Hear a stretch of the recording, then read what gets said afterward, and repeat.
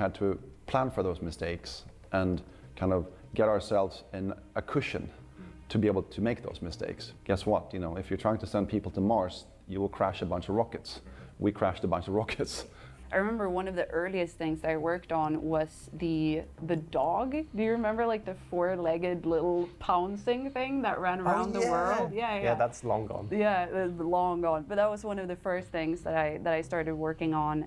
Sometimes ideas written down on paper or that people talk about, like, oh, it'll be so cool, we'll have these enormous things and they can come down and you can fight them. And then in practice, when you put them into the game and you kind of go, okay, well, how does this actually work? It sounded really cool when we were talking about it, but actually now I'm just running around looking up all the time because it's 200 meters tall. And how do we even get up there? And what happens if I fall off?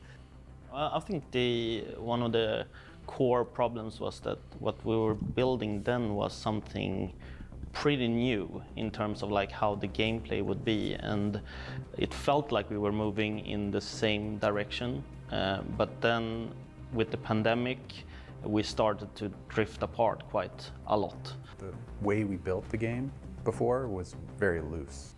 That kind of mixing pot produces a lot of cool moments, and we just couldn't find the nugget that makes you want to persist.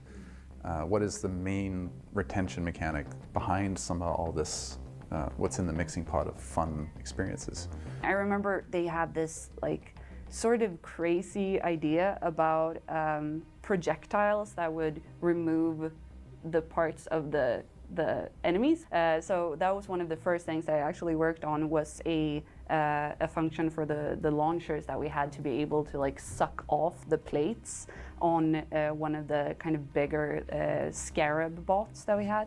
Finding the fun is always the thing that you cannot just automatically say that we'll just do this and it will be fun. What you know is like you work and you put the thing in and it's not working as you want it to. So then you need to start reworking it and reiterating on it and maybe rethinking some of your initial assumptions that there's limitations in certain aspects and there's other ways that actually it's more fun because you play the game and you realize, you know what, it's more fun throwing these rocks at this robot, or it's more fun, you know, jumping. And that, I think, comes from playing the game and just playing around with what you created and allowing that to express itself in the game's creation. I think that's when you can actually do new, meaningful things. The way we developed our game by, you know, people put things in there and we feel it out together and we change what's wrong together worked well when we were a smaller team and met each other all the time. But then it just didn't work well once we were separated through the pandemic. Behind the scenes, Pioneer was struggling to find its identity. The pandemic was partly to blame. Problem solving is much more challenging with teams spread apart. But more worryingly, the various departments were beginning to drift with each milestone. Communication was challenging remotely, and as a result, the game was beginning to feel less cohesive. More worryingly, the moments that made the game feel special, when all the players got together in the center of the map to destroy a large machine, were difficult to replicate. So in order to fix this, the team entered a 6-month phase in which they would try and distill this PvE experience into something that would deliver satisfying rounds more consistently. This phase was known internally as the pivot. If I remember correctly, we had actually reduced the game to a point where I said, okay, we need to make this one part fun. And if we can make this part fun, then we can replicate it, right? Even though we had this huge world, we're just using a small portion of it. And my first task was the moment I realized we are very ambitious, which was, Kayo, can you put a timeline to deliver this game, right, in 2020? And I said, well, from what I can see here, did all the estimates, talk to the whole team, understand the whole scope of it. I was like, okay, I think the best we can do is like we need around 2 years. And the answer was, no way, we have 6 months. How can we make a plan that fits 6 months? And I remember even the name of the presentation was called Hail Mary Plan. And we had a plan for trying to get something out there in 6 months. At that time, it was in a state where we were looking at trying to launch it, or at least getting ready to launch it. So we'd had what we had called closed beta at that point, and I think as part of that process, realized that what we had there wasn't really a viable thing. Their game loop, it wasn't really there. So you'd have some sessions where you had an amazing moment, and you loved it, and you never had anything like that in a game ever before. And then the following 10 sessions, you were running for 10 kilometers with nothing happening and nothing to interact with. So it really kind of hinged on these highly emotional moments that were few and far between. It's not like every player who goes into the game is going to be like, oh yeah, I ran into this giant boss and I had this cool encounter, because that's how we designed the encounter to play out. It's like some people ran in there and like, I just got stomped on the head and died immediately. Yep. It's like, oh, sorry, yeah, we don't actually control where it's putting its Exactly. legs. Or I ran in and someone had already pulled 3 legs off of it. So Yeah. now it was laying there and kind of like trying to, kind of go at you. Felt kind of cruel. Yeah, exactly. And it was really difficult to make it consistent for all the players. This whole idea about kind of raiding together against these large robots, that there was elements of fun in there, for sure, and there was elements of spectacle in all of it, for sure. But what I couldn't see was not that there wasn't moments of fun, or that. What I couldn't see is that I couldn't see the big picture of it. I didn't quite understand how all of this would meaningfully add up to something that could stand the test of time and consistently do so. We had, at the end of the pivot period, there was a playtest, or there was a playtest where we invited friends and family. A mode where you broke into the spaceport level and activated these things, which culminated in one of our giant bosses coming down. We went out with that in the closed beta, and it did what it needed to do, but it also affirmed that outside of those emotional highs and the novel gameplay, there was nothing that stitched it together. We lacked any sense of metagame or progression. So you'd have these fun sessions for a few times, but there was nothing that actually pulled you back or kept you going forward. I think a couple of us already knew what that test was going to be. But at the end of the day, it became even clearer as we got closer to the deadline that while this has, of course, it's fun and there's something here, it's still lacking a big component. So Patrick already said, I think the first day I started here, is that I think you need to add PvP. We had conversations, and I certainly, as I'm always, was very opinionated towards the team around what I thought. I mean, from the start, I said, listen, I think that we need this to be a PvP game to some extent. I think we're going to struggle with getting a PvE game the way that we want to with the tech that we have. And that's really when we had a lot of internal discussions, and I think we had our summer party and then went on break and came back, and then everyone was informed that we were pivoting to a new genre and starting to explore what that could mean, and lifted everything we could. So a lot of the environments, the enemies, the characters, or things about the characters were lifted and sort of repurposed. It didn't work. The larger recipe for the game wasn't there, and again, we couldn't replicate the sessions consistently enough. So I think that's enough to start talking about, well, should we consider adding the PvP component? I understand that a lot of people, and frankly me included, wanted this to be a PvE game, and I wanted for our vision to work. But when it doesn't work, you have 2 options. You can either, well, 3. You can release what you have to the public, and they will crucify you. We've seen that happen multiple times. Or you decide, I don't want to continue with this, we shut it down. That we've seen that multiple times. Or you still have a belief in the lore, everything that you've built, and the core kind of gameplay loop, and you say, maybe I can just make this something different.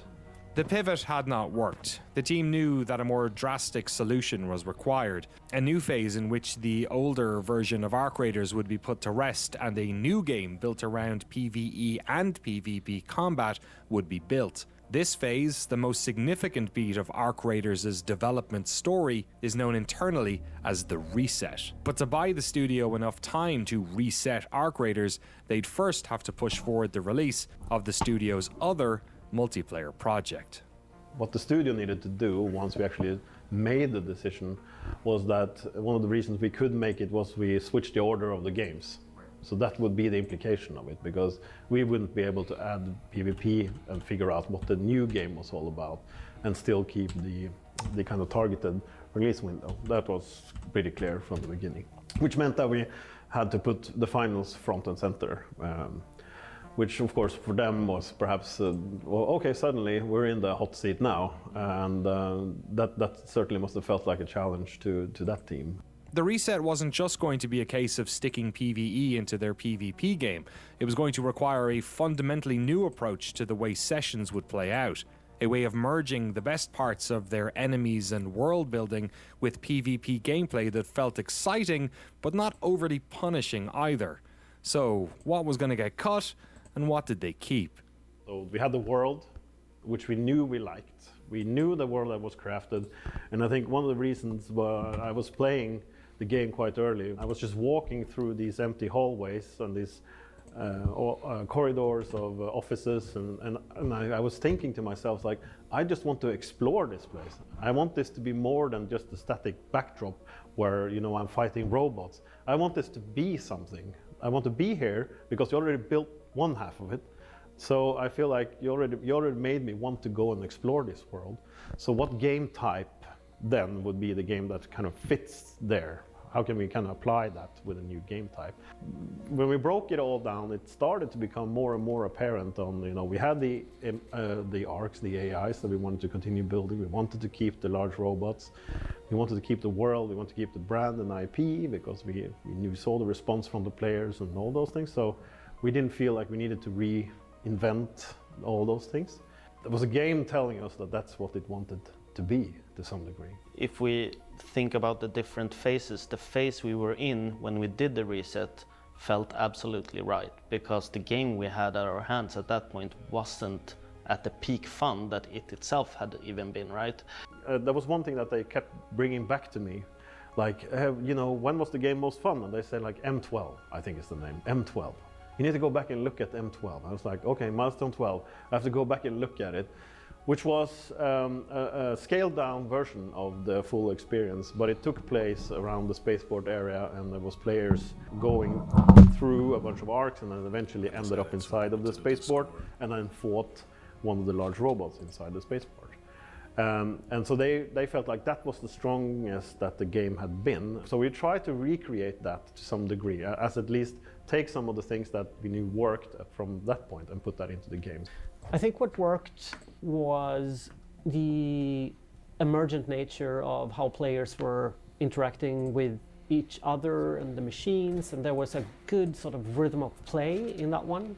I think the destruction of the machines themselves, there were some sort of, you know, gradual, gratifying, juicy destruction, and we could see how the machines were navigating across this spaceport.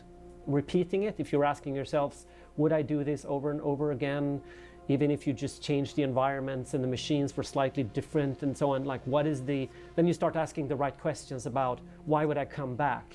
And in a context of a free-to-play game where retention is crucial, you have to be able to see yourself doing that over and over again. The game we're making now was the game I sort of imagined when we started building it. It was a game about exploring and being in this world, and the world was supposed to challenge you, and you were supposed to go places to find things. And just the way the game was playing earlier was this action game where things just came at you. To me, it's much better because it has a slower pace. This is the best game I've worked on for me because it's a game about listening for things. And that's why PvP is such an important addition to the game. Like, I think a lot of people have a strong reaction to what that might mean, but if you think about what happens when you play against other humans, you just realize that that finite distance gets closer to infinite because now you have all the permutations of human behavior in the session. Some players might not like playing another person because you'll get tryhards that are very, very good. But if we do our job well, then you'll have something that feels balanced and fun, even if you're not the best at aiming or the best at shooting. You should still be able to, you know, find something rewarding in that experience of extracting stuff back out of the world. You're coming in to a world where ARC is operating and there is something going on. I think the gameplay components there, when they discover you, how they discover other players, and how that becomes noise traps for other players is super interesting. So I think that the toolbox for our designers here to build emergent moments, it's actually really strong.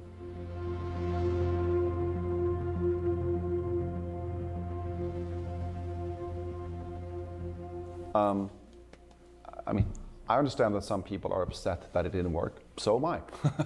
But at the same time, what we have now is an incredible game that I believe